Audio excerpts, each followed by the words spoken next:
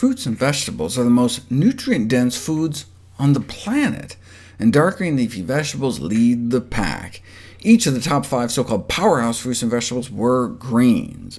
And so if we blend them up in a smoothie, or soup, or sauce, we're taking the food with the most nutrition and breaking all those cell walls to dump that nutrition into our bloodstream. Chewing is good, but blending is better in terms of digestive efficiency and absorbing nutrients. But if we suck up all that nutrition such that none of it makes it down to our colon, might we be starving our microbial selves? The reason intact grains, beans, and nuts are better than bread, hummus, and nut butters is that no matter how well we chew, intact food particles make it down to your colon, where they can offer a smorgasbord for your good bacteria. But if your grains, beans, and nuts are finely ground up into flour or paste before you eat it, you may be leaving your gut flora high and dry. Would the same be true for fruits and vegetables? There are special classes of phytonutrients in fruits and vegetables that appear to protect against colon cancer. They can escape digestion and absorption in our stomach and small intestine, and end up in our colon to act as prebiotics. No matter how much we chew, they stay attached to the fiber. But if we use a blender, might we prematurely detach these nutrients? No. Even if you blend in a high-speed blender for 5 minutes, they remain bound to the fiber for transport down to your colon bacteria. You can do smoothie experiments on people with ileostomy bags that drain the contents of the small intestine and show that most of the polyphenol phytonutrients make it out intact. So we don't have to worry we may be robbing Peter to pay Paul when we blend fruits and vegetables. Is there any downside to smoothies then? Well, just a smaller particle size may improve digestive efficiency and gastrointestinal absorption of nutrients from fruits and vegetables. The same may be true for grains, but the concern is that this could boost starch availability and cause a blood sugar spike.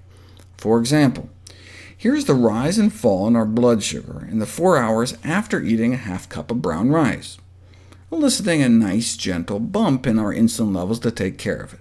Doesn't even go above normal fasting blood sugar levels. But what if we ate the same amount of brown rice, but first ground into brown rice flour, so like a cream of brown rice hot cereal? You get twice the blood sugar, twice the insulin spike. Same amount of food, just in a different form. Another reason why intact whole grains, are better than just whole grain flour products. Even just chewing really well can boost the glycemic and insulin response. Here's if you just chew rice regularly, and here's if you chew really well. The smaller rice particles empty out of your stomach faster, producing greater blood sugar and insulin responses. It's ironic that there were health crusaders pushing people to chew more to digest their food better, but if what you're chewing is a 5-cheese pizza, maybe it's better not to digest so well. Some have even suggested that diabetics and obese persons not chew their food so much. Swallowing diced food without chewing would not only reduce the pleasure of eating, though, but people could choke on it. Still, though, they suggest could be a simple way to allow patients to reduce their blood sugar levels without fundamentally altering their diets, and may thus prove more acceptable than having to do the unthinkable, eat high-fiber foods like beans, which have been shown to blunt blood sugar spikes. Even blended beans like hummus? Yes, unlike grains, blending legumes does not affect their glycemic response.